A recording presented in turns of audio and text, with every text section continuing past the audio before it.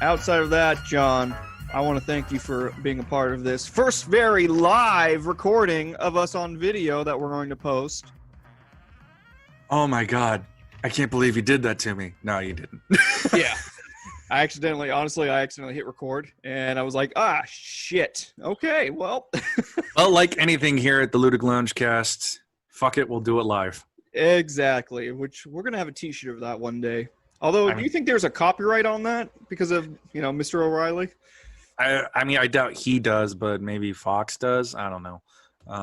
Or whatever news channel he did that on. I don't know. I don't know enough details about that phrase. I just know I like saying it. Speaking of not knowing a lot of details, John, how's your day? How's your life, man? I don't know enough details about you. Why don't you give the audience some details about how your day's been?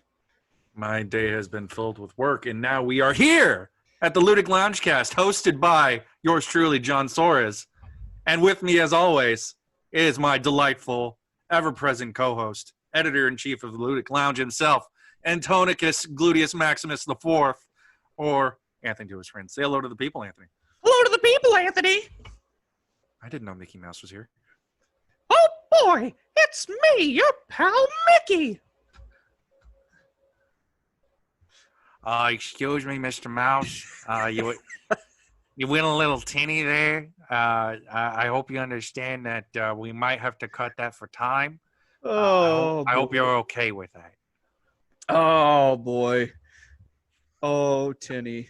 That reminds me of the thing you sent me earlier about Bowie and his, what was it? What did you call it? The Tin album? Tin Machine. Yeah. There was. Talk to me about that, man. I don't think I've ever heard it. Okay. So post the 80s albums, Bowie joined up with a bunch of musicians to form this group called Tin Machine. They only did 2 albums, and they're like, I think he did them at the tail end of the 80s, beginning of the 90s, and they're just like this rock, like it's generic ass rock in my head. It's nothing as interesting as even his own failures as a solo artist, because like there's a couple albums post Let's Dance in the 80s that that's a great song. One of my favorite Bowie songs, obviously. That fucking album is the shit. I just want to point that out. The whole album's the shit? The whole album. I could listen to Let's Dance top to bottom over and over again. It is superb pop rock. It is literally designed, and I think Bowie even said that when he was producing that record. It is literally designed to be a hit machine, and a lot of his hits come off of that album. I mean, I'll just pull it up and just. So I know Let's Dance, obviously the titular song. Yes, Let's Dance. Yeah, Let's Dance does not open the album. Ooh. It's Modern Love, going into China Girl, going into Let's Dance, going into Without You, going into Ricochet, Criminal World, the second version of Cat People, and closes out with Shake It. So, John, what would that sound like, going from top to bottom? It would sound like David Bowie. Gonna sound like David Bowie. Gonna be like David Bowie. Singing on Let's Dance on YouTube. I hope I don't get struck for my David Bowie impression. Let's hope you don't get struck for your David Bowie impression. You gotta make We're doing dueling Bowies. We're doing dueling Bowies. You gotta think like you have now, Bowie. But then you got to go nice and soft. A little more sensual, Johnny. A little bit more sensual. That turned to Adam West. Now I want to hear that as Adam West, obviously. I'm singing like David Bowie. I'm singing like David Bowie. Gotta sing like David Bowie. I'm Adam West singing like David Bowie.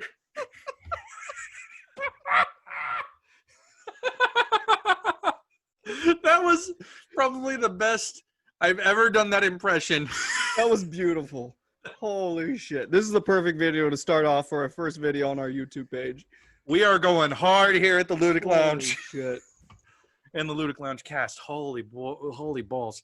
Oh my god. So speaking of doing it loud and proud and promoting our shit, plug, what we should end up doing at this moment in time, Exactly. as I am, of course, not filibustering to get all of our information, because why would I need to filibuster? Because I have all of this off the top of my head. And why do you need to filibuster when we have perfect end tags for this now? Accurate. I completely forgot about that we have the end tags now. And this is why I'm your lawyer. Jesus, you think after all the fucking hours I spent editing this motherfucker, you think I would remember that there's editing? I mean, you work a late job. It takes a lot out of you. That's why I do half the thinking sometimes, because we're two halves of one stupid brain. At times, it feels that way, man. Yeah. Holy shit. How you been, buddy? I've been great. And let me tell you why I've been great, John, because I started Final Fantasy VII, not the remake for PlayStation 4 that just recently came out. I'm playing the remaster on Xbox One because it dropped on Game Pass very recently. So you're going OG with it. Now tell me, did you play the game as a youngster? I did not play the game as a youngster. I knew the pop culture around it because a lot of, the popular culture regarding video games, everyone talks about Final Fantasy VII and Sephiroth, excuse me. Yeah. It was also like one of the first PlayStation games to have like cinematics, right? Yes, it was like that was like the big thing for it, where it was just like you had these full motion videos that actually told a cohesive narrative. Yeah, and this game was made in 1997, right? So we're talking quite a long time ago. And it kind of shows at times. It really does. The cutscenes are, so many polygons. Just so many triangles, man. Like, everything's triangled out. But it's more of like a kind of a sweet, and I thought it was going to be a lot harder for me to jump into this because of like polygons and, the at this point, ancient video game technology, you could say. Yeah. But I'm actually having a lot better of a time than I thought I was originally going to. I mean, the story really drives this vehicle. And so I'm going into it. So there may be spoilers, ladies and gentlemen. I'm going to put this on the front end because John and I are going to talk about my experience right now through Final Fantasy VII. Let's just call it OG for clarification's sake. And then John will probably bring out his thoughts from the remake, and we'll kind of compare and contrast and talk about the little interesting tidbits. Yeah, because from our conversation off mic, Anthony's description of some of the events don't really match what I know from the remake, because it seems like the entirety of the Final Fantasy VII remake is going to be a little bit looser than what it was presented in the OG Final Fantasy VII. And I also understand that they're kind of incorporating some of like the side games and stuff that give a little bit more background to Final Fantasy VII. Yeah, into the remake. So that's my understanding from it as well. And a lot of times they just keep it loosey goosey, baby. Just like we do here at the Ludic Loungecast. Loosey goosey. Just loosey goosey. Over here, Adam West, are you loosey goosey? Yes, I am so loosey goosey. That was perfect, man. All right, so this is what I want to hear for the rest of this video. At random times, if I emphasize something, I want you to do it of your various plethora of voices that you have in your stable doing Bowie. I will try. Oh, it's going to be excellent. So where I want to begin with my Final Fantasy VII OG talk is, again, I mentioned how the story is the vehicle, and it's really driving force behind it. Some of the remastered kind of quality of life things that they added to this game is you can fast forward the game via like a 3x speed, except for the actual cinematic parts. So when you actually have your cutscenes and all of that stuff. So that's been helping a lot with like grinding and just going through some of the dialogue that just kind of draws. I read very quickly anyway, so it's kind of a nice heaven sent for me that I don't have to just wait for the dialogue to load. That's Um, relevant to something I will talk about later, but we'll get to that at a certain point. and speaking of grinding, another feature that they have is that you can actually, by clicking down both of the thumbsticks on the controller, you can actually stop what random encounters, if you will. So that's pretty nice. So meaning like you wouldn't like it would, because if I understand my recollection correctly, don't know why I said it that way. If I remember correctly, with Final Fantasy VII, it would be you would walk around and then sometimes you would just come across enemies. Yeah, and then it's stuck in a battle. stereotypical JPRG, JRPG. Wow, I said that one awful too. It's just standard stereotypical where you're just walking along the world map and all of a sudden it's just and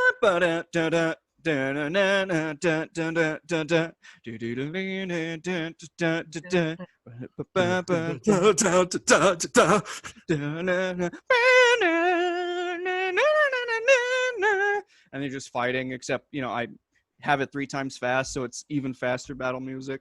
That song, the music still holds up in the remake. It sounds great. I have that No, album. it's fantastic. Like every time I get into a fight, I'm like, this is excellent.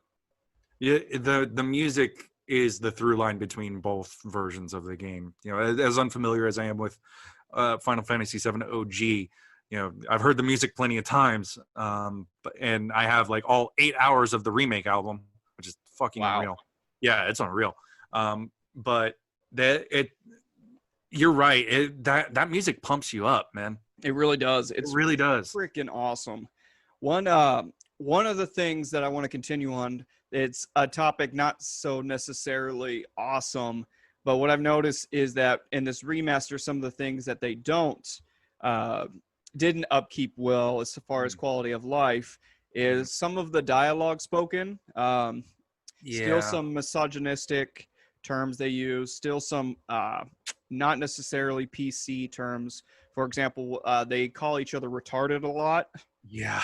And so I don't know if that, based on your facial expressions and voice tone there, John, which everybody can see now on our YouTube page when this finally jumps on. Everybody. It sounds like they kind of kept some of the same themes going into the remaster or the remake, excuse me.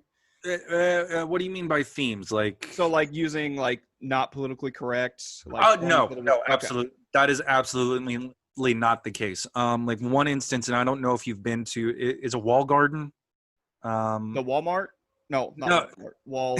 That's an actual retail store. Wall Market. Wall Market. That's Wall Market. Wall Market was from what I understand. Have you gotten there yet? I believe so, because that was in Sector 7. No, it's actually, I think, Sector 6. So it's in the remake. You go to Wall Garden after meeting Aerith. Then yes, I have. And you and Aerith, Cloud and Aerith, go to Wall Garden in order to save Tifa from this Don Corneo situation. Yes, so I played through all of that. Yeah. Yes. So that whole section is pretty updated in regards to like the things Cloud has to do in order to sneak into Don Corneo's mansion. So he doesn't necessarily have to wear women's clothing, and they don't have a discussion. Oh, he does still. Okay. He still does. He still wears the dress, but it's the how of it all that is different. From what I understand in the remake, there was or in the OG, there's like this Freddie Mercury guy and a bunch of buff dudes that Cloud has to sit in a hot tub with, and then there's this effeminate ish weightlifter that Cloud has to go up against, but I don't really know the context. So there wasn't a hot tub. You, from what I was playing, you essentially, there's a gym. It's a giant gym that you walk into, and it's a bunch of these buff dudes, and you have to grab a wig to complete the outfit. And this very feminine bodybuilder man's like, okay, let's do competition of squats for this wig, and then you have to go through a series of mini games to. That's in the remake. It is a squat challenge, but it is unrelated to the sneaking into the mansion. It is part of getting, because the way they break it down is that the first part of it is we need to convince Don Corneo's 3 lackeys that Aerith needs to be let in as part of this selection. So part of all of that is doing the squats with the effeminate, ish bodybuilder. I don't even know if we should be saying that, to be quite honest, but they give the character a name. I can't remember the character's name because I don't. For me, I can't remember. It was just like Buffman A or something like that. Like, but they didn't even give him a proper name. It's not like the guy is there. It looks like he has makeup on, but there's no real mention of it. There's no kind of like shaming of it. The whole sequence to get Cloud in the dress is tied to the Honeybee Inn and Andrea Bodea or whatever his name was. And you have to do that dance sequence that I spoke about a couple of weeks ago. That is the hardest thing I've ever had to play in my life. And that's the scene that also convinces me that Aerith really likes girls. Yeah, good for Aerith. Because when she sees Cloud in the dress, it is like her face is like a religious experience. No, like, so funny enough, there wasn't a dance sequence or anything like that. Literally, in OG, you get the wig after the squat competition, then you have the dress, and you have to convince the father to make you the dress to begin with, and he essentially was looking for like some sort of inspiration to keep doing his business. So you get him, he's like a drunkard at a bar that you have to convince him to do it, and then you get this dress, and then it sparks his creativity to create the dress and then the wig, and then he goes into business making women's clothing for all for males for everybody, for males, females, whoever wants to wear it. I mean, the dress comes from one of Don Corneo's lackeys, the Andrea guy, and it turns into this kind of capital P pride moment. Stand up and cast your fears aside and stand up with pride. All that stuff. It's like a Lady Gaga song saying you're beautiful this way, and beauty is a thing that transcends all labels and genders. Oh, that's nice. I'm glad they added that. Yeah, there was none of that. It was just like, yep, let's sneak in with Cloud in wearing a women's dress and a wig, and then they sneak into the casino. Well, they call it a casino, and they sneak into the casino and talk to the mob boss, and that was about it. And then you get dropped into a sewer and you have to fight. God, why do we still have sewer? Well, again, I'm playing a 1997 version, but even by today's standards, why do we have sewer levels? It's literally the worst. Yeah, well, you get another sewer level in the remake. So, Jesus. But it's a lot more challenging and fun because it leads to a lot of good moments between Cloud, Aerith, and Tifa. But I'm not surprised that the language is a little bit of an issue because in my research, from what I understand, like the localization and the translation from Japanese to English wasn't the best in '97. It's like Aerith. Her name was Eris in the game. Yeah. And that, from what I understand, was a mistranslation in part. I could be wrong. It was Eris, but I was picking up what you were throwing down when we were talking about that character. Yeah. So, and I think they've changed the name to Aerith since in other other follow-up games and related media. But yeah, so Wall Market was like the big kind of touchstone for everybody. It's like, how are they going to update this? And honestly, I think from my experience with it, Anthony, you'll have to reserve judgment for when you finally do play the remake, which is probably likely now. It's good. I'm holding steady to my whole thing of I'm not going to probably get it until it's remade for the PS5 when I get a PS5. Don't give me that stare. Don't give me that stare. I'm giving you that stare. I'm holding firm. Unless for some reason it drops to even more of a discounted rate than it is currently, because right now it's like 35% off or something like that. I mean, that's fair. I mean, I don't feel unsatisfied, and this is going on to like feelings on playing the game, beating the first part of this remake, because now it's looking like there's going to be at least one more part. I feel content for where it left off right now, but wanting more because it does leave off on a big cliffhanger that kind of changes everything in how the game's going to go. So I'm going to derail this a little bit. So I'm just going to derail it. Fuck it. There was an old like PBS show, right? It was akin to like Sesame Street and all those other kid-friendly shows that they would play on there. And I can't remember what show it was. And loyal listeners watching and or listening at home, first of all, thank you for subscribing, rating, reviewing. Second of all, if you know it, please let us know, because I'm very curious. But there was a little cut scene, and every time, like, it was a small little segment on like a bigger show, and on it there was a character called Cliffhanger. Mhm. And like his whole getup was like, and that's why they call him Cliffhanger. And they would switch over to him, and he goes, "Must hold on," and it was him on an actual cliff. And he was Hello, hanging good out. viewers. My name is Cliffhanger. Yeah, I have to hold on. and I don't remember. I can't remember if it was something like he was teaching you certain words of the day or some shit like that. But literally, like, they would exit it with going, and that's why they call him Cliffhanger. Must hold on. And so Oh every my time God. anyone says Cliffhanger, I always immediately think of that segment of whatever PBS kids show that has been ingrained in my mind for forever. I've never seen that. I've never heard of that until just now. Ah, man, I got to find it somewhere, and I got to send it to you.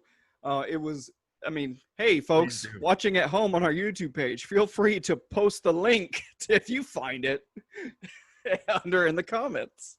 We'd greatly appreciate it. We love people. We want to hear more from you. And please be sure to get our handles at the end of the episode. Oh, God, I know. Except they won't have it, now that I think about it, on this YouTube page. So either you would have to live recreate that, John, or we'll just drop it under, like, the description of the video. I think we'll have to do that. Perfect. Now, speaking of things that are perfect, one of the things I want to talk about being perfect with Final Fantasy VII OG is how perfect some of the dialogue between just the central characters are. God, yeah. There's one instance, not to step over you a little bit, because there's one in the that carries over to the remake, for one, and there's like one that I just love. It's post putting Cloud in a dress, and it's when you get reunited with Tifa, and she realizes, oh, this is Cloud, because at first she doesn't recognize him, and she's like, that hair, the makeup, the dress. He just deadpans looks her straight in the eye and deadpans. I know, nailed it. Moving on. That's awesome. It's amazing. So Sanma, again, so the Final Fantasy VII OG doesn't have, any audio as far as voice actors, voice anything. cast. Yeah. But again, just some of the dialogue, I can just feel the characters and how they would talk. Mhm. Like I feel like Mr. Like Barrett would have like this Mr. T thing going for him. And he does.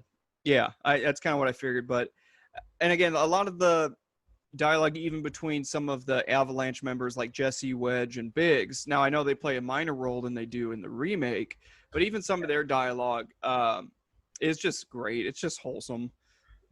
Yeah, I didn't realize how little the Avalanche crew is in the OG, because they get a very dedicated. They get, I think, a whole chapter or two dedicated to the three of them.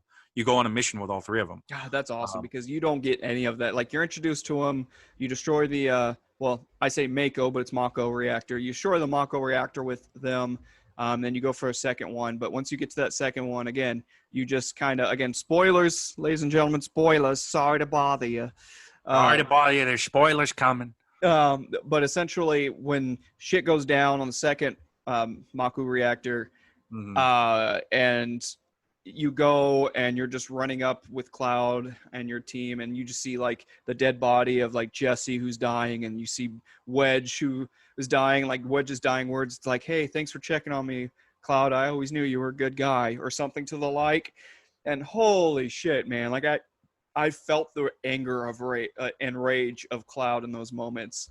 And again, this is just them being so like little minor characters to a degree. Yeah. So I can only imagine the remake when I actually get around to playing it, like how much it's actually going to affect me. Because I talked to you a little bit about some of it because I can't talk too much because I don't want to spoil you too much unless you tell me go ahead. No, I don't think I want to get spoiled too much. I mean, there are two. I did tell you one though. With with Jesse was the one that's hardest, and it kind of sets up something I wanted to ask about. Is the game as horny as the remake is, the OG one? It, to a degree, yes, but it's more so like, if you think like silly anime antics, as far as like you'll have Tifa and Eris kind of going, like Tifa going, oh, you're talking to Eris about this, and or Eris going like, oh, I thought you were be my bodyguard. One scene in particular I'm thinking of is when they get to Shinra and they get captured and they're in like separate holding cells. Tifa and Cloud are in one cell, and then you have Eris in another cell, and then Barrett and Red 13 in a different cell. And so you're completely different in the remake, FYI. Yeah, totally. Red 13 I heard not even in the remake at all, or like barely in the remake. So anyway, don't spoil it. Just don't say nothing. Don't spoil it for me. So essentially, Cloud is talking to Eris around in the other cell, and she's talking like, I knew you'd come for me, Cloud. And he's like, of course I am. I'm your bodyguard. And I was like, oh, that's such a sweet line. Then Eris hits him with like, oh yeah, that's right. I have to give you that date that, that was owed. And then Tifa like gets up from her bed and goes, oh, what? And so there's that kind of love triangle anime bullshit thing that all animes typically go to. Yeah, and the only reason I ask about it is because like Jessie is aggressive to Cloud. Like it falls short of her saying, "Hey, Cloud, put it in me." Whoa, right? Like that. She is like, I'm your girl, Cloud. You don't got to look anywhere else anymore because I'm it. Good for Jessie. Get it, man. Cloud is pretty in that game, so I don't blame her at all for chasing. Dude, every single fucking person in that game is fucking pretty. Arguably, Jessie gets the most kind of time out of the 3 Avalanche members. So, I mean, what happens to her is what hit me the hardest, because it was you actually had to spend time with her, and you got to go on and learn more about her personal life and what it was she was doing before joining up with Avalanche. And why she joined up with Avalanche, because I don't think they give you that. They don't. Honestly, you're introduced to them in the beginning, and then it's like there's this nice little like, oh yeah, we're Avalanche, and then they get like just hosed towards the end of the second Mako reactor. You find out an event in Jessie's life that arguably probably could be said. I don't think they straight up say this is what got her to join up with Avalanche, but there is an event that involves Shinra that would make sense as to why she's decided, okay, I'm going to destroy them. You get that with Tifa once. I just got through the part where Cloud goes through the backstory with Sephiroth and Tifa. Which you don't get that much in the remake. Interesting. Yeah, there are... Throughout the game, you get flashes of memory with Cloud. There are times where Sephiroth will show up or something triggers Cloud and he'll grab his head and the screen gets distorted, and then sometimes you'll see a flashback. So I know that what I know is that I saw Tifa in like a cowgirl outfit over somebody's body, and her saying she's just sick of Shinra and Soldier and sick of all of it. And then she grabbed Sephiroth's sword. Yeah, and like chases after him, right? And what happens from there, in the remake, I don't know. In looking it up, so they cut that shit like to that point, so you don't even know what happens to make Tifa join and all that. No. Oh, so man, okay, so I don't want to spoil that for you. Well, I mean, I spoiled it for myself because I looked it up, just because I wanted more context, because I feel like the remake is going off of the assumption that maybe some people have played Final Fantasy VII and have absorbed the story through osmosis. Sure. Because I mean, like I knew about spoilers, Aerith's death. For years, because that's considered one of the defining storytelling moments in video game history. Yeah, so I know that's coming at some point for me too. Like I've had that spoiled for me like long ago. Yeah, because that's one of the community things. That's like almost what happens in KOTOR of who the main protagonist is. Like they always use those 2 examples of great plot twists for story driving elements in video game. Yeah, so and that's part of the reason why I never thought Cloud and Tifa had too much to themselves, because it every single time I hear about the characters of Final Fantasy VII, it always seemed to revolve around Cloud having something for Aerith Sephiroth taking her away, and Tifa. I never knew that he and Cloud and Tifa were childhood friends. I never knew how connected they were through their mutual traumas, because it's the same trauma, just different ends of it. Yeah, exactly. No, I'm not going to spoil it too much, because I want to give people the benefit of the doubt, and give them incentive to play it. But the remake gives everybody all of that depth. That's great, man. So but like you said, they don't give you too much. And hearing that, Cloud gets into all of what happened to them in the OG, where I didn't really get much, is kind of crazy. Yeah, but again, from my understanding of what the remake takes place, it's pretty much all Midgar, right? It's just like Wall Market, like that's the main bulk of the game. And honestly, through the OG that I've been playing, I felt like that was just a small little sprint. So like that wasn't even a lot of time dedicated to it at all.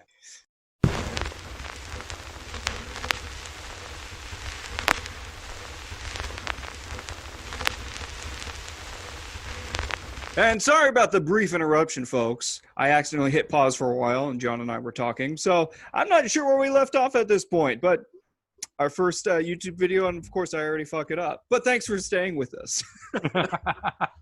I mean, personal emergencies, you kind of have to take a quick break hiatus.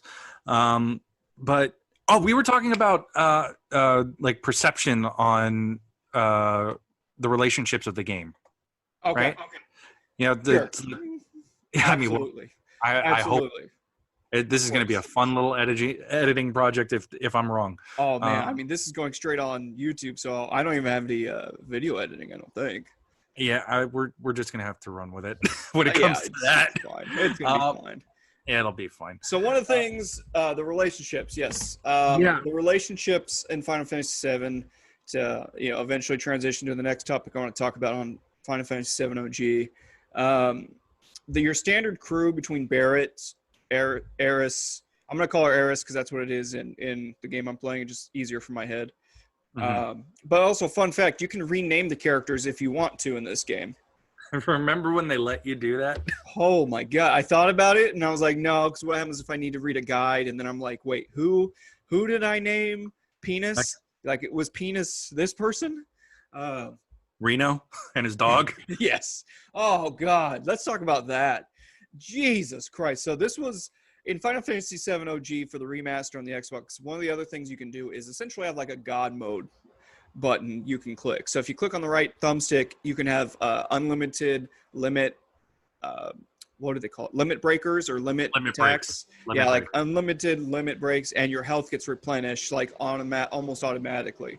Mm-hmm. But I didn't know that before I fought Reno at the top of the Shinra Tower. And boy, let me tell you, I had to read a guide at some point because I would die and I would have to restart it, and I would have to restart from my save point because they don't have automatic saves. They have the old school save points. Right. And the old school save point was, like a few minutes before, which means I had to do a couple more things before I would go up to the fight. Mm-hmm. And holy shit, man. Until I finally read the guide, I was like, okay, I have to kill Reno's dog first. Because this dog, let me tell you, this dog was spamming magic attacks, and it was just fucking my day because it was only Cloud. I was only Cloud versus Reno and his dumbass dog. Or is it Rufus? Because Rufus Shinra had the dog on top of a tower. Was the guy you fighting a blonde or a redhead? Redhead. Okay, then that's Reno. Okay. Woo! I was like, holy shit, have I been mispronouncing this character the entire time? No, there is a fight with a character named Rufus Shinra on top of Shinra Tower where he has one of those fucking magic dogs with him the whole fucking fight, and it's Cloud alone. Yeah, that's the one I was doing that would get my shit rocked for a while. That's why I was confused. It's like, wait a minute, from what you were telling me, that would be later in the Midgard part. So it's like, are you farther along than I think you are? But that fucking dog rocked me, man. Holy shit! How's that fight scene in remake? The fight on top of the Shinra building. Yeah, it fucking blows. because it's not, it's the full, form open combat that is, hack / combat as opposed to a turn-based thing. So you have to fight the guy, Rufus, with the dog, and then at a certain point the dog goes away, and then it's just one-on-one, and even that one is a pain in the ass. Jeez, he's got a fucking it. Honestly, it's like he goes from magic dog to magic shotgun, and it's like fuck. Fuck. Do they still have the helicopter fight or whatever? Like when the other characters are coming down the elevator, is there still a fight scene there? With the going with in the elevators. Yeah, like you're going down the elevator. There's another one coming up the elevator, and for me, it was Red 13, Tifa, and Barrett fighting against this, like a helicopter and other characters. Or it was a dude with like a go-go gadget, a propeller hat essentially that was like fighting me and shit. Well, those guys they are helicopter dudes, but they're not. It's the helicopters are on their hands, not their head. So it's not nearly as cool then. Yeah, pretty much. The entire time I was like, go gadget, helicopter hat. Go gadget materia. Penny, we're gonna stop Dr. Shinra, or we're gonna spank him. And wasn't the bad guy essentially doing like a really shitty just Marlboro Man impression where he's just like, hello, gadget? Yeah, it was deeper than that. It was like more monstrous to be in my memory, but that's neither here nor there. I mean, then again, by the way, my memory on Inspector Gadget is vague outside of my Inspector Gadget is the most OP character because literally he could pull anything out. Like he could take on Thanos and win by himself. Go gadget Infinity Stones. Penny, where's my glove? And then Penny saves the day. Oh man, could you imagine? And then Penny's just like, Inspector, I don't feel so good. Wasn't it her uncle? Yeah, pretty sure. Because they had to make it less creepy somehow that this dude with everything hanging around with some kid and her dog. Yeah, boy. Anyway, relationships in Final Fantasy VII. Okay, I'm glad you transitioned before I was going to make a really dark joke. That's what I'm here for. So yeah, that fight was a bitch. And then like right after that fight, I figured out that this God mode existed. And I was like, why didn't I have this?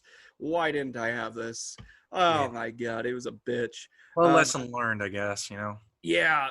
So where I left off of the game, and this is where I'm going to kind of jump off, was just Cloud went into the detailed background between him and Tifa's relationship with Sephiroth and what that looked like, and what made them turn to Avalanche. Well, made what Tifa turned to Avalanche, and then eventually Cloud, joining forces with Tifa and the gang.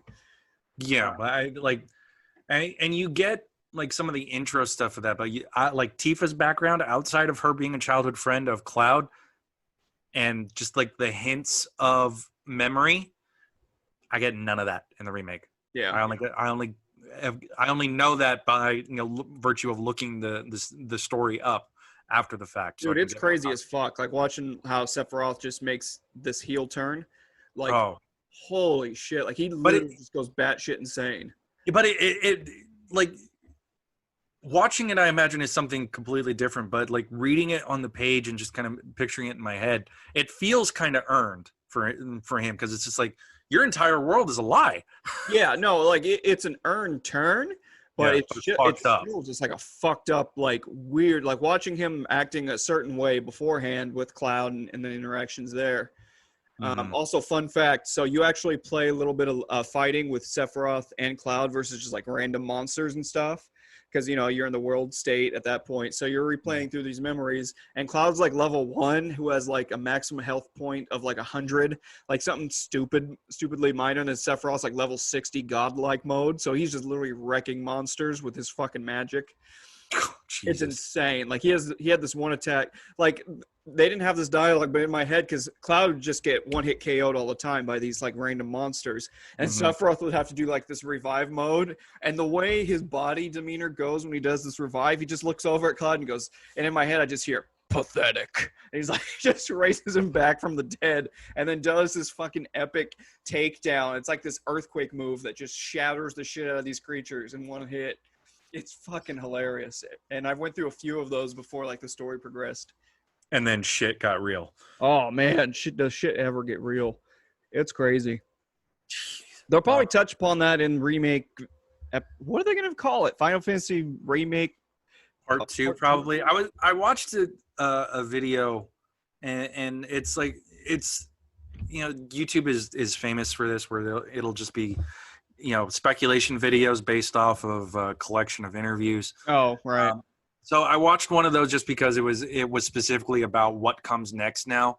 It was super clickbaity, and you're like, a little bit, yeah. I mean, I fell for the clickbait, but it's just like I'm genuinely curious about how this whole remake process is going to work and how many games it's going to turn out to be.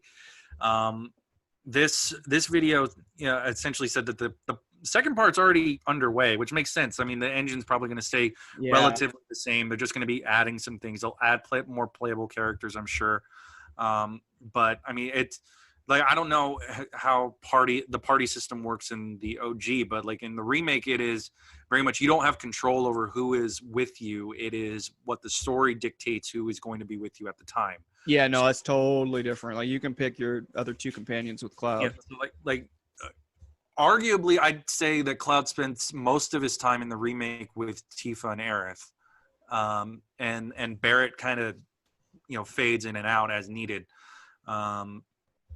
But I lost my train of thought. Well, one thing on Barrett is that because I played the demo for Final Fantasy VII Remake, and Barrett's a lot more way more helpful and way better of a character in the OG. And I don't know if that's just because it's turn-based, so I can kind of control what he does, but I felt like in the remake he was just kind of unwieldy. He was just his own shit. I mean, yeah, yes and no. I mean, that demo really kind of undersells what the game ultimately really is.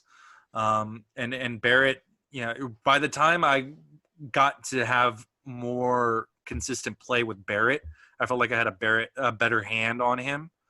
Got it. He's more of a ranged kind of bruiser type, and then if there are moves that you can get by unlocking other weapons that allow him to be a little bit more versatile melee wise. But he's honestly, I feel like he's not in the game. Like maybe he's in a third of it and the girls are with Cloud a little bit more. Which, I mean, that's what they're leaning into the love triangle by not making it necessarily a competitive love triangle, if at all. Cause my read on it still kind of remains the same, that I think, whatever part of Cloud Aerith is attracted to is, just remnants of somebody else.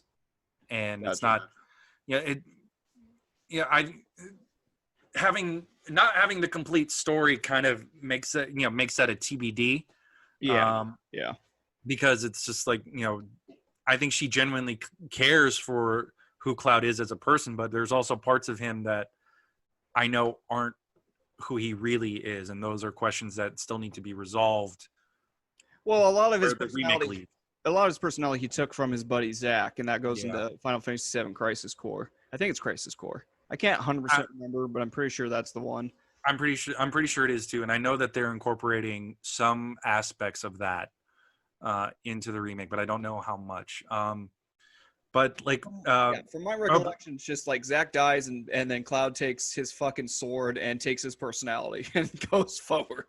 Yeah, I know that's like the bare bones of it. I know it gets a little bit more complicated because Sephiroth and Genova and Mako bullshit, but part wise, there's a lot of theories going on to how many parts this thing might be.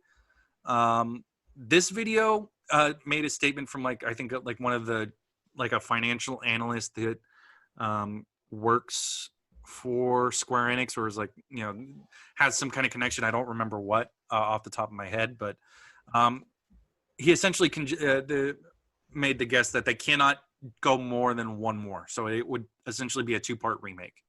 Damn. So they're gonna have to shove a bunch of shit together in the second one then, or just cut out a lot more, cut out what is like fat, cut out the fat and just get straight to the narrative of it. And that's the thing too. If you can only have 2 parts, then they should have cut out a bunch of the stupid ass side missions and more of like main story in this remake. Again, I haven't played it, so I don't know, but that was one of the things I've heard from. I mean, and like the side quests honestly are just essentially just hack and slash fetch quests for the most part. Right.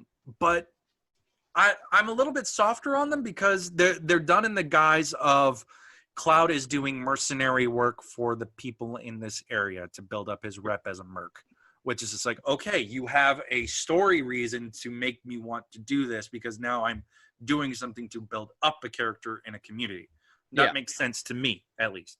I think they could probably make them a little bit better, considering that we live in a post-Witcher, a post-open world style game where the side quest lines are very, very robust and sometimes more so than the main game. But I think for Final Fantasy VII, the main game is the hook. I mean, like I've said it many times before, the characters just don't leave my head. That's in part to kind of just me being intentional about it and just looking into a lot more stuff and looking at art and all this nonsense, but or similar nonsense. You get what I mean? But they wouldn't stick in.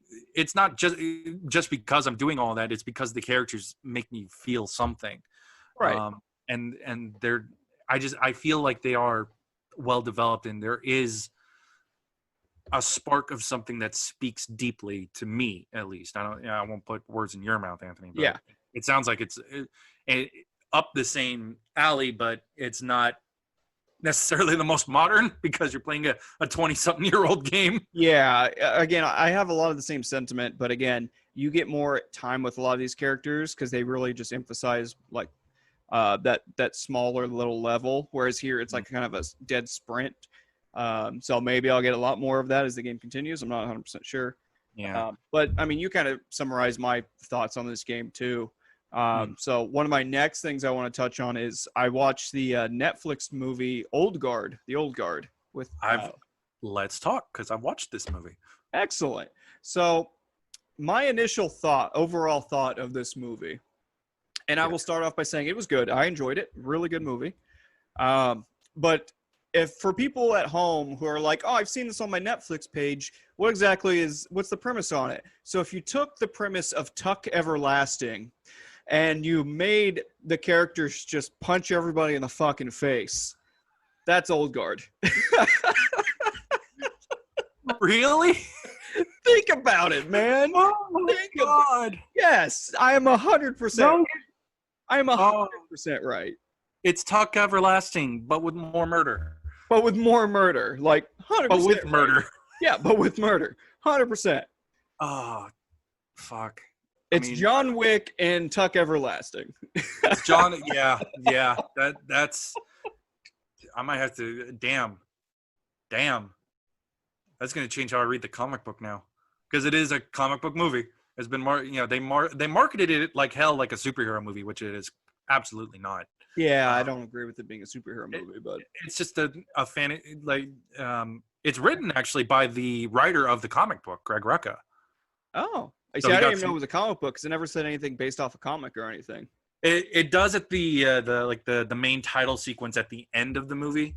Oh, I must have missed it. And it probably you blink and you miss it, unfortunately. Yeah. But yeah, Greg Rucka is the guy who created the concept along with his artist Leandro Fernandez, and Greg was the main screenwriter for the adaptation, and worked pretty closely with this team. So and there's at least I think there's one arc that's coming out that's been written and is going to be out in graphic novels soon. There's a little bit of difference between the two adaptations, but I'm with you, Anthony.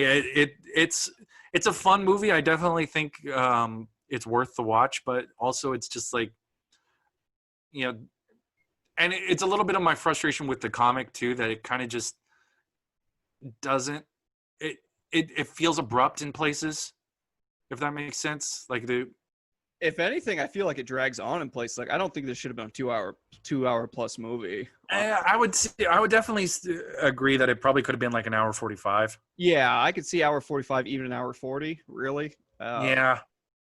I mean, I think part of it, like the exposition was good and it explained a lot, and I appreciate it. But at times it was like let's pander, and then all of a sudden explosion. yeah. I also, we could equate it to, this is, even though he is an established writer, it is the first screenplay the guy's ever done. So Accurate. Like again, I'm not sitting here trying to shit on the movie. Everybody in the movie was excellent. Charlize Theron, all the other all the actors who were in her group there. Kiki Lane as Niall was arguably a standout, as were the two gentlemen who played Joe and Nikki. Oh, they were great. Those two guys were great. Like, especially the scene where they get captured and then they're like, oh, what is he, your boyfriend? And he goes into his monologue about how it means so much more than just his boyfriend. Like, this is my, the warmth from the sun. And he goes into his monologue. I'm like, holy shit, man. It brings a tear to your eye, doesn't it? Yeah, it was beautifully writ for that particular scene. Overall, like I said, it was good. It left on definitely a movie left on a cliffhanger. Cliffhanger! Must hold on. Talk everlasting! Robin! By the way, a porno version of that movie could never happen, right? What are they going to call it? Fuck everlasting? Like, there is no such thing as an everlasting fuck. No, it would be like one take for like 45, like an hour. I mean, at that point, it's like, I know your balls would explode. It'd be like the lead singer of Dog Day Nights, right? Or not Dog Day. Oh, Jesus Christ! Three Dog Night, where he had so much sex his penis exploded. Yeah, right down the middle. Allegedly, in his autobiography. I think it definitely broke. I always thought it was more like a flower. Oh, Jesus. See, I was thinking like I always thought. Like, I thought it was more so like Bent Dick, and he had to create a very creative story. No, I always heard it was the other way, that it was literally split. Oh, Jesus. How did we get to Three Dog Night and penises? Because that's the kind of quality you get here at the Ludic Lounge and via the Ludic Loungecast, John. That's how. That's right. It's David Bowie talking about Ludic Loungecast penis. All right, Peter Falk is Bowie. Do it. Let's go. I'm singing like David Bowie. Gotta sing like David Bowie. Gotta sing like David Bowie. I'm peaking like no one's business. It's time to get to a new topic. That was a transition. Jesus, what a Not a really good transition. Oh, Jesus. Well, John, that's what I've been playing and watching as of late. So why don't you go dive into what you've been doing, sir? Okay, well, my fiance and I started the animated DC cartoon Harley Quinn on HBO Max, formerly DC Universe. It was one of the DC Universe draw-ins. It has gotten 2 seasons. It is rated R, and it is great. Yeah, that's a lot of things I heard, is that it is definitely puts the R in R rating. Yeah, no, like I did not tell Chelsea that they are going to swear a lot in this. And I put it on, and she seemed a little like indifferent. And then Harley Quinn said, "All right, you motherfuckers." And Chelsea looked at me. It's like, wait, what? They're cursing here? I didn't think it was going to be that kind of cartoon.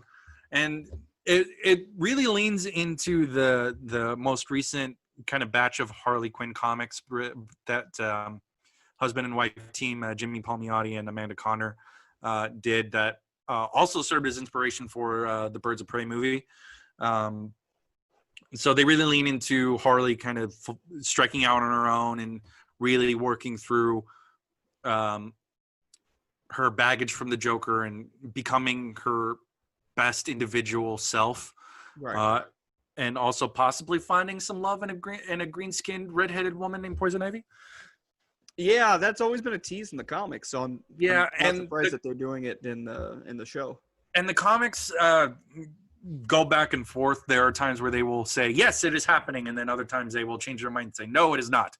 I get the feel we haven't gotten there yet. I don't know if we're still, I think, like midway through the first season. So we still have like a season and a half. So anything goes at this point. They are strongly alluding to it. Even if Poison Ivy is, having dalliances with Kite Man of all people. Kite Man, really? With Kite Man, people? Yeah, and they use a running joke that one of the more recent Batman writers, Tom King, did because he in his Batman run, he made Kite Man a recurring figure, and it would anytime Kite Man entered the scene, he would yell, "Kite Man, hell yeah!" So in the Harley Quinn cartoon, they do that. They make him say "hell yeah" as a catchphrase. So it's just like art imitating art. Kaylee Cuoco is the voice of Harley Quinn. She is of Big Bang Theory fame, and she does a really good job. Alan Tudyk is the Joker. Oh, how was that? Oh, he's fucking amazing. And Doom Patrol made a joke about it because Alan Tudyk was the villain in the first season of Doom Patrol, and they go back to where they left him at the end of in the second season, and one of the guy he was left with say, "Oh, he went to go do a cartoon somewhere." So they just made like this little meta joke. It's just like, which is in line with the character Alan Tudyk played in Doom Patrol. Of he's this meta fourth wall breaking character. Speaking of Batman, Batman is in it and is voiced again by Diedrich Bader. Yes. So the hammers of justice are unisex. Yes. Yeah. Diedrich Bader voiced Batman in Batman: The Brave and the Bold, which is a great fucking cartoon. Great cartoon, man. Holy shit. Arguably, it's right up there with Batman the Animated Series as far as I'm concerned. But it hits a different level, though. Yeah, it hits a different level. Better by far. It hits a different. It's more of a spoof. It's kind of like the Adam West Batman. It's a parody, but it's loving. There's also a lot of like serious tones to it, and so it's great. Especially like Brave and the Bold. Sorry. Especially the Booster Gold episodes. Yeah, man, those always hit. And honestly, I think Brave and the Bold does the origin the best. For Batman, I honestly think it does, but that's a discussion for another time. Yeah, we might need to do like an episode on best Batman or versions of the Batman origin, and that way we have a definitive answer. But your boy, your buddy, your favorite person on the world, Chris Maloney, is Jim Gordon. Oh, that's so perfect. And they do Gordon interestingly because they play him as the most manic and stressed out man you can imagine. That makes sense. It makes sense. They play him as if he is just at the end of his rope and he is about to snap. Well, yeah, look how much shit he has to go and exhausted. Yeah, I know. All the shit he has to go through. It's Chris Maloney fucking sells the comedy. He also sells the fucking drama. He's so fucking good. Yeah, he's the best, man. Like, I'm surprised he doesn't get more shit tossed at him like that. He did great as Green Lantern in his Green Lantern animated movie that I can't remember the name of. First Flight. First Flight, yeah. First Flight. They traded him for Nathan Fillion. Yeah, actually. Yeah, like when the Green Lantern movie came out, he did that animated origin movie, which is arguably better than the live action one that they actually did. Yeah, so much so. Or did they do it before? Or did they do it? They did it before. Yeah, they did it before, man.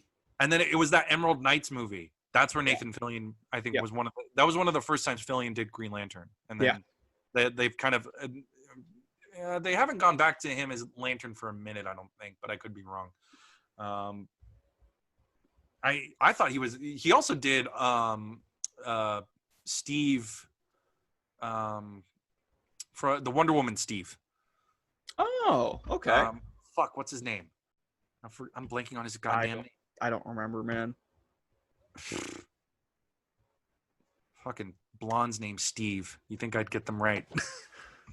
He also did Vigilante from Justice League Unlimited, which is one of my favorite like B-side characters I think it was, yeah, or I think that was the episode where it was supposed to be like the 7 Soldiers of Victory, right? Or I something think like so. that. Something like that. Yeah. We might need to do like a Justice League Unlimited files, like we do with the Columbo files, Oh man. and just like Oh man. decompress like the DC animated universe and just like what still works, what doesn't work anymore. Except the Booster Gold episode would have like 3 dedicated Ludic Loungecast podcasts or whatever. No. Here's what would happen if we do that podcast and we get to the Booster Gold episodes. It will instead of one episode being one, we do one podcast episode for one episode of Justice League. For the Booster Gold stuff, we go minute by minute and just analyze each minute for each podcast episode and go like an hour. And the whole entire time, I'm just going to sit there and rail on how DC needs to stop being fucking cowards and give me the Booster Gold Blue Beetle buddy cop show. Like, I just need to stop being fucking cowards already. I'll voice it for them. I'll make it for them. At this point, just fucking give you all the money, John. John, just become the president of DC already. Just fucking throw your big dick out there, become the president, and just do all this good shit that you have already planned out. I mean, it's our good shit for one, because we spitball a lot of those ideas off each other, which ultimately revolve around just adaptations of the good shit. That's fair.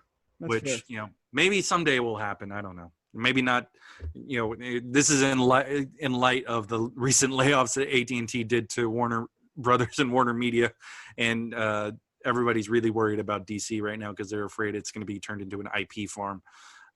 Which everything word to the contrary from Jim Lee and the voices that be at DC, they're saying that that's not the case at all. But they have to say that shit though, man. Like they have to say that shit. They have to say that shit because everybody was saying, "Oh, this is the end," and it was only based off of the fact, unfortunately, a third of DC's staff kind of got laid off.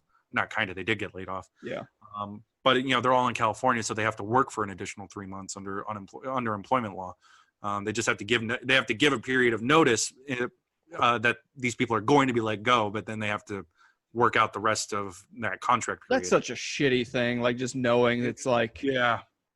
So I have to still give 100% on this, knowing that I'm not going to have a job by next month. You know what I mean? Like or like 90 days or whatever. Yeah, or whatever it may be. And it's all just part of the larger restructuring that AT&T is doing to that section now that they own, Time Warner Brothers. Yeah. There's a lot of restructuring, a lot of conversation about what's going to happen to the DC Universe app. A lot of the video, all of the video content seems to be going to HBO Max because that seems to be the platform that they are going to be supporting the most. Yeah. So DC Universe most likely might become like just a comic book reader because they have like about 20,000 titles on there, which Marvel already does that with Marvel Unlimited. So it makes sense that they do something like that. Well, whether that actually does happen, we'll see.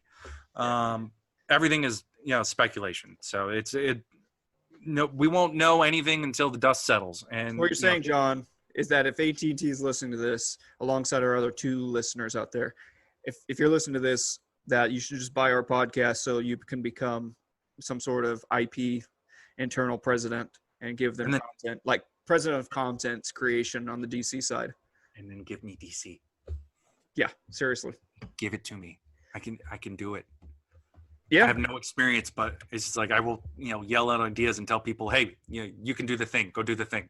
I'll sign the check. It's literally just going to be a series of boardroom meetings where you yell at people like, get your shit together, Jim Lee. Get your fucking shit together. Legendary X-Men artist Jim Lee. Yes, just yelling at legendary, mad respect Jim Lee. Yes. Oh, that's fucking nuts. And then you bring in Frank Miller and just yell at him too. Just call him a crazed old man. He is a crazy old man. That's what I'm saying. You just bring him in for a special thing. But he looks old and sick. I'd feel bad. No, you shouldn't. Kick his ass to the curb. Neither here nor there. Video game wise, I was a little busy bee the last couple days. I beat 2 Switch games. One was a reverse horror game called Carrion. Interesting. So, John Carpenter's The Thing, Anthony? Yes, I do. This game is essentially that, but you're playing The Thing. Oh, I have heard of this. Yes, I was like, this Yeah. is tickling something in my mind. But Yeah, this is the one where you're playing the big bad monster. The monster, yes. You developed by a game studio called Phobia Game Studio. Carrion is it follows a monster that eats people, and you're the monster, and you just hide in this complex, and you just go around and explore and murder people and try to get out. I remember hearing the premise of this game and going, "What a great premise to a video game!" Yeah, Like, where have you actually seen that? I mean, very far and few between, I would imagine. I can't think. Like, there is nothing that really comes to mind like reverse horror. There's like one game that pops in my head. I think like Devolve, that came from the Left 4 Dead people, where you could play as the monster. And I know that there is a Predator game where you can play as the Predator and hunt people. Oh, right. And Friday the 13th did something similar, but that's more of like that's not like a story driven. That's more of just like a, what do you call it? Like a 4-way multiplayer or something. Yeah, that's just like a multiplayer like party game essentially. Yeah, no, I agree. And the Friday the 13th one actually has an interesting story, because I think it got caught up in some lawsuits about Friday the 13th as a whole property, because there was like some ownership disputes, and it led to, I think, the game getting pulled or something. But that's just a very hazy recollection. Please look that up, because if anybody knows anything about the Ludic Loungecast, we kind of just do this shit live and run with it. Yeah, we should probably research more, but I mean, we come up with these things like immediately right before we start talking. So it's just like, now we do it to make other people research. We want them to go out there and do the research. Go do the legwork. We have the platform, but you guys go do the legwork. We give you guys references to things because we think they're cool, and then we'll let you go discover them to go figure out your own decisions. But I was expecting it to be a little bit longer, but honestly, you could, if you put in the time on like a Saturday or something, and you got 8 hours to spare, and you want 100% this bitch, you could, because honestly, I beat it in probably like a handful, like 1 or 2 days. Yeah, but again, that's the thing. Like, another common misconception that people have of video games, everyone thinks that they're supposed to be these epic 70, 80-hour games. And it's like, dude, no, video games can be like 8 hours, 10 hours. As long as they're fun and just have great little mechanics in there to make it fun. Like, they don't have to be these epic AAA fucking 90-hour RPGs where you're doing all these bullshit. That's like, I'm kind of like Ghost of Tsushima. Like, I have this itch to play a bigger game, but I'm just a little burnt out on Ghost of Tsushima, and just the style of, not necessarily, for right now, like, I'm almost 100% at Ghost of Tsushima. There's literally nothing for me to do outside of just run around and murk Mongols. But, that's, I'd rather just move on to something new at that point. But I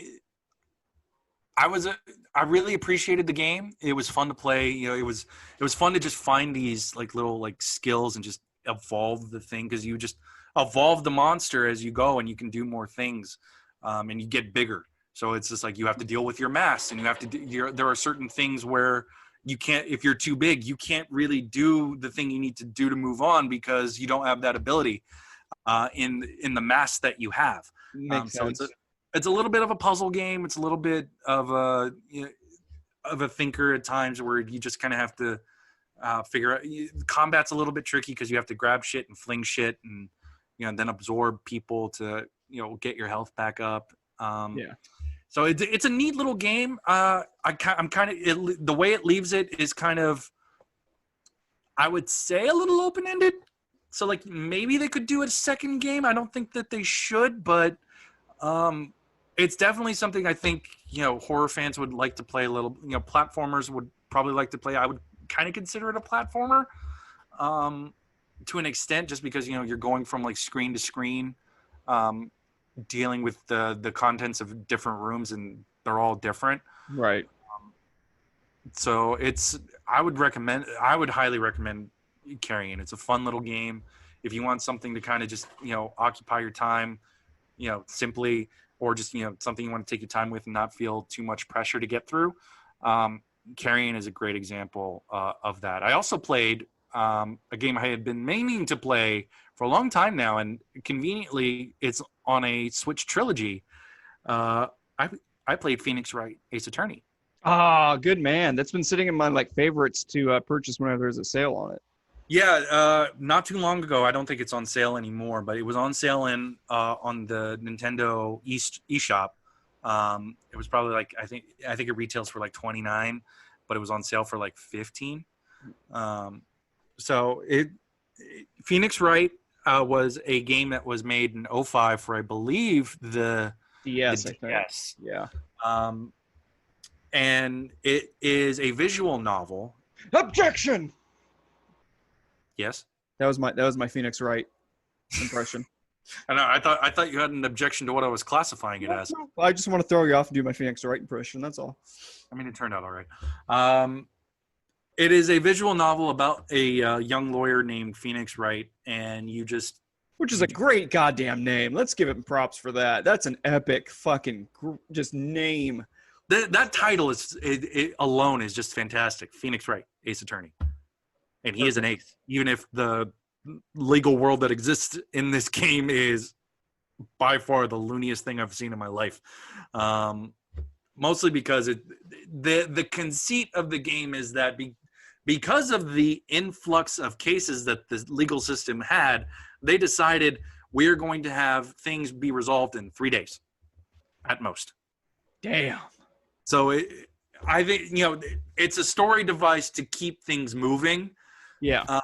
But it's just like that would never fucking work. No, that would never fly, man. No. And my fiance asked, is like, because of my background, she asked me, do you think it's accurate? And it's like, yes and no. I mean, they use some terminology right, and they use some context. Some of the things that they do in context is kind of right, but it's just a little off center from what I'm they used have to do that so it doesn't. Yeah. It's not just fucking droll, right? No, otherwise it would be boring as hell research for like a month before you get to trial. Yeah. I wouldn't be like, if you wanted probably like a more realistic approach to it, it'd be like a Persona version of Phoenix Wright, which is like that would take up time. That would be interesting as shit to have a Yeah, crossover. now that I think about it, it's just like, okay, what if you do like a year-long murder trial, and you just do in depth and every day you have to do something while juggling caseloads and all that other but also stuff. trying to juggle a personal life and like Yeah. getting yelled by your significant other while you're spending too much time on the case and shit like that. Yeah, I mean, I think That would be some shit, man. that would be some shit. That would be a little too real world for me, to be quite honest. But that the fact that we just came up with that game is kind of fascinating. But I'm here for it. That's why it shows you have your credentials to be a president, man. I mean, a president of Hollywood or president of video game Hollywood. I mean, I'm fine with it. I'm fine with either, to be quite honest. All of it. All of it, just right up in that face, that whole face. Just a monopoly of. You will be the Rockefeller of the world, John. I mean, I'll take it. Of the entertainment industry, I should say. Yeah, just less racist, and by being not racist at all. Yeah, probably that'd be a lot better for you. Yeah, that would be the case. Unless like robber baron. More like actually, trying to bring the ethical billionaire to life, because there is no such thing as an ethical billionaire. Yeah, there really isn't if you think about it. Really not. But it's fun. It's funny. Also, I kind of think Phoenix Wright would date a dude, because there's the prosecutor, Miles Edgeworth. There is a lot of homoerotic tension going on, buddy. Yeah, I saw a Twitch streamer play it one time, and just like their back and forth that they have, the banter between the two of them. I was like, oh, some shit's gonna go down. Yeah, down in the nether regions. Absolutely. Absolutely. Whole new perspective of the term briefcase, if you know what I'm saying. Oh, Jesus Christ, file that. No, not at all. That was a good one. No, it wasn't. No. Stop it. You got to stop that. It's bad. I felt a little bit more like between Carrion and Phoenix Wright. I kind of enjoyed Carrion a little bit more, just because it was a little bit more hands-on, because you're doing more movement stuff with Carrion, because you're just going from place to place trying to eat people. And in Phoenix Wright, it's a lot more reading, which kind of brings it back to what you were talking about earlier with with OG Final Fantasy VII in the reading speed. Like I would have to just smash the B button just to speed up the text box, because it's just, I need you to go faster because I am reading faster and you're not going fast enough for me. Yeah, that's always the worst, but they don't give you the option. You're sitting there, it's like, and you're like, dude, I read what this dialogue like. I need it faster, please. I need it faster.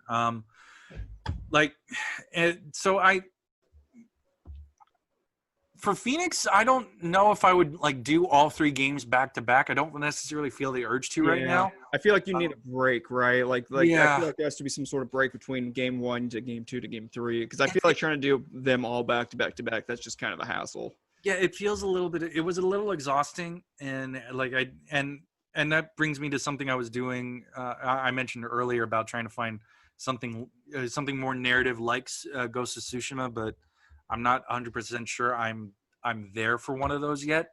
I started this game that is published by Square Enix and is, because I'm looking it up, developed by Platinum Games, called Nier Automata. Ah, yeah, heard of that one. I heard about it too, just because I heard that it requires multiple playthroughs, and by the time you get through to the third ending, shit gets batshit insane in a good way. So it's just like I was very curious. I started it. I put in about maybe like 4 or 5 hours into it. So Nier Automata is a sci-fi hack slash game that is set in the far future, where a proxy war is run between the forces of an alien race and androids created by humans who live on the moon. So you play this android called 2B, who is assisted by a male android named 9S. And 2B is a female android. She's a combat model, and for whatever reason is placed in a very loose miniskirt. Which is like, I'm desperate to get her into something that actually seems combat ready, but I can't because too early in the game. So it's just like, I like the game. I'm a little put off by the fact that I am forced to look up this woman's skirt. That's some weird shit when they do that. Yeah. Man. So like, I don't know when I'm going to be able to, change her out of it. From what I've read, it was more, that's like third playthrough stuff. So I'm like, fuck. Ugh. But the story is engrossing so far. And yeah, I'm curious to see where it goes. There's like hints of romance between the 2 androids that I'm dealing with. It's very Dark Souls-ish. So you have to be in certain areas to save. It can get tough because sometimes you'll come into areas where you had beaten a round of enemies that were around your level, and then you come back and suddenly there are 10 levels above you. Yeah. And I've had that happen a couple times, and it's, bitten me in the ass before. So you have, when you die, you have to go recover your shit. Oh God. It's one of those. So I think I'm going to try and take my time with it. But with the Avengers coming out from Crystal Dynamics and Square Enix, my attention might not be too focused on it. I played the beta again for the Avengers. I'm still in the same place I was last time we talked about it. Okay. But they did do a data mine apparently, and by the time this comes out, it'll be a little bit, post all of that, like a week later. Sure. But they did a data mine somebody did a data mine on the game, showing which characters are likely to be in the game. Sorry for my text message stuff, but they have your She-Hulks, your War Machines, your Doctor Stranges, your Captain Marvels. Interestingly, the original Captain Marvel is going to be available in the game. That's interesting as shit. Yeah, which and Carol Danvers' Captain Marvel is going to be in it. So I'm just like, interesting. Yeah. I wonder how narratively that they're going to establish that. So I have the list in front of me. They're saying Ant-Man, the Wasp, Vision, Black Panther, Doctor Strange, Falcon, Marvel, Mockingbird, Quake, the Winter Soldier, the Scarlet Witch, Captain Marvel, the Kate Bishop Hawkeye, the Clint Barton Hawkeye, She-Hulk, and War Machine will be available at launch, with the exception of Clint Barton, because I think Clint is going to be DLC, and Spider-Man is a PS4 exclusive. So you're looking at probably about 17 characters if you have a PlayStation 4. And this will be a multiplayer type style game. You know, it has a single player campaign that seems to be pretty well developed, but they are also really, really banking on the multiplayer aspect of it. Yeah. I mean, I don't know right now. I mean, it's the thing I had with Destiny. It's like, Destiny's fun to play, but I don't have a dedicated group of people who are online. That's the thing too. If you don't have a dedicated squad or guild or whatever you want to call it, it's one of those like, okay, that's great, and I can see how this would be fun, but I can't have that because, you know, I'm not going to just solo all of this, you know, multiplayer bullshit. And it might be just that my stubbornness makes me do it anyway. That's just me. And the other part of it is just being comfortable enough to go online and just say, hey, I am going to join these random strangers. Yeah, that's the other thing too. Like, have to break that comfort shell. I know that's the case for me as well, if and when I pick that up. And that's the hard part for me. And so, and the other thing is that and I think I referenced this last week, it will be if you had pre-ordered the game, you will get a free PS5 upgrade of it for your PS5 console if you so decide to get a PS5. That is all I have for you this week, Anthony. All right. So I'm going to have to deal with, you know, either playing more Phoenix Wright or figuring out Banner Saga. Because actually, I do have one more thing. Based off of Anthony's glowing recommendation a couple episodes back about the Banner Saga trilogy, I picked up the Banner Saga trilogy, and boy, do I suck! Oh man, like I said, if you don't already have like a systematic approach to it, you just get fucked over, man. Yeah, like Anthony's not kidding about this game. If you do not play wisely, it comes to bite you in the end. You know, and I am at the point where I'm pretty sure I have to start the game over. Yeah. Because I'm literally out of battles. You don't have to win every battle, but if you're not winning consistently and getting that renown, you're fucked. Because renown not only is your upgrade, it's the entire game currency. So it's upgrading your characters, it's buying supplies so your people don't starve or leave or both. And if you don't have that consistent renown coming in, you're just fucked.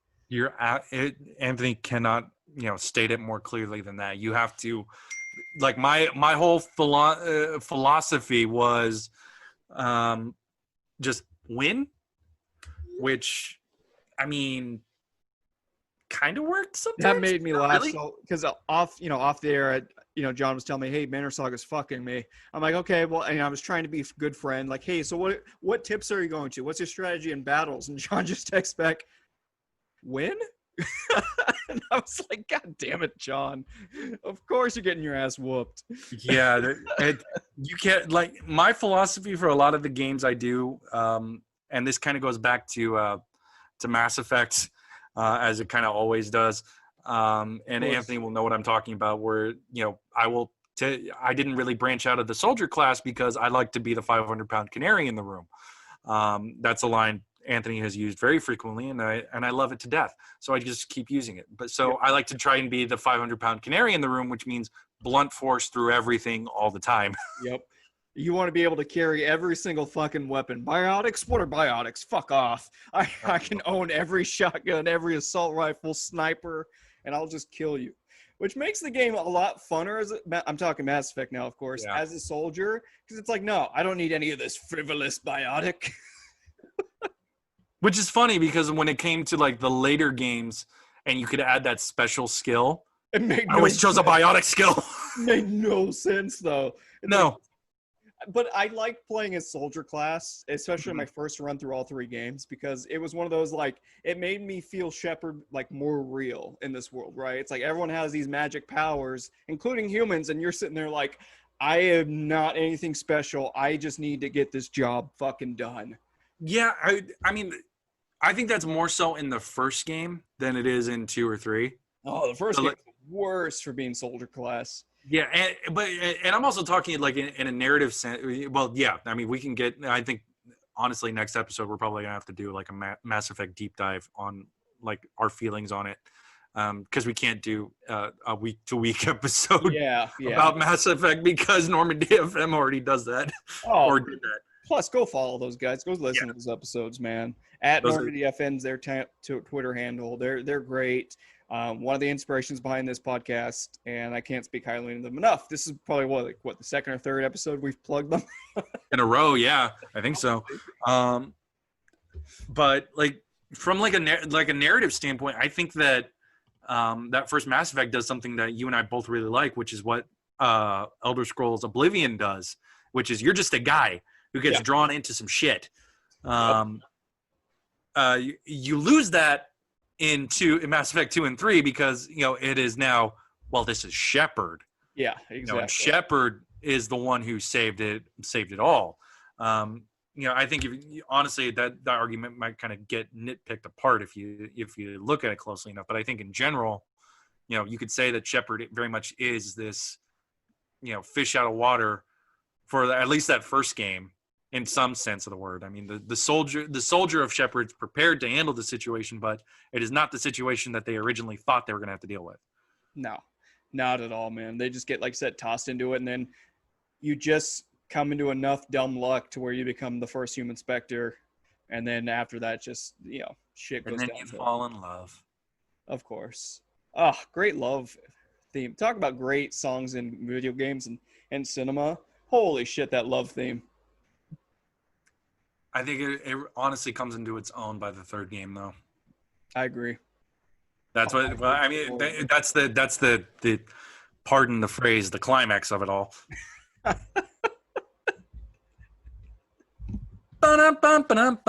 Jizz. I feel like we just got to end the episode on that. Like that's just how this episode has to end. Yep, that's the climax. That was the climax. We're done. Thank you, loyal listeners. I hope this YouTube video is not too much shit. Oh, it's gonna be. It'll be awful, but anything we do, John, it's gonna get better with time. Fuck it, we'll do it live. And fuck it, we will do it live. So that's the name of this episode. Yeah, the name is just gonna be "Fuck It, We Do It Live," and on YouTube we'll put asterisks for fuck. And that's I put the asterisks anyway, but yeah, fair enough.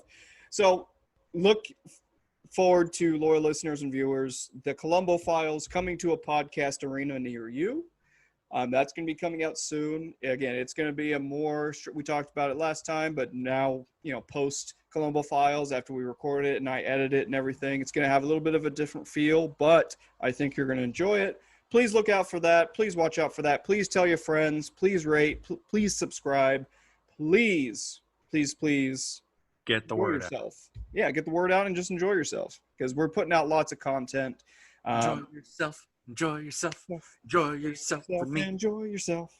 Enjoy yourself. Enjoy yourself. Enjoy yourself with me. Baby, enjoy Columbo. Because I don't want to get stricken by copyrights. And speaking of copyrights, actually, this has nothing to do with copyrights, but I had to find some sort of segue. Look for our website. There's going to be more content. I've been reaching out to a few people talking about if they want to add content as far as putting stuff on our website. And it's going to be a lot coming soon. So you're going to have a lot of content, a lot of different ideas, a lot of different voices, talking about a lot of different kinds of things, whether it be just movies, video games, anime even. Just look out for it. And like always, please spread the word. And we hope to see you soon. But John, send us out as only you can on this beautiful venture of a podcast. Thank you, good citizen. This is TV's Batman, Adam West, speaking on behalf of John Soros, co-host of the Ludic Loungecast. This handsome gentleman has been Antonicus Gluteus Maximus. We thank you for lounging with us, good citizens. Good night. Bye! Hello, good citizens of Gotham City. This is TV's Batman, Adam West. You have been listening the Ludic Loungecast. For more, be sure to follow us on Twitter at Ludic Lounge, for Antonicus at RohoLoco44, and John at just_John_0891. Or feel free to email us at theludiclounge@gmail.com. Quick, Robin, for the Bat Place. We have a podcast to listen to!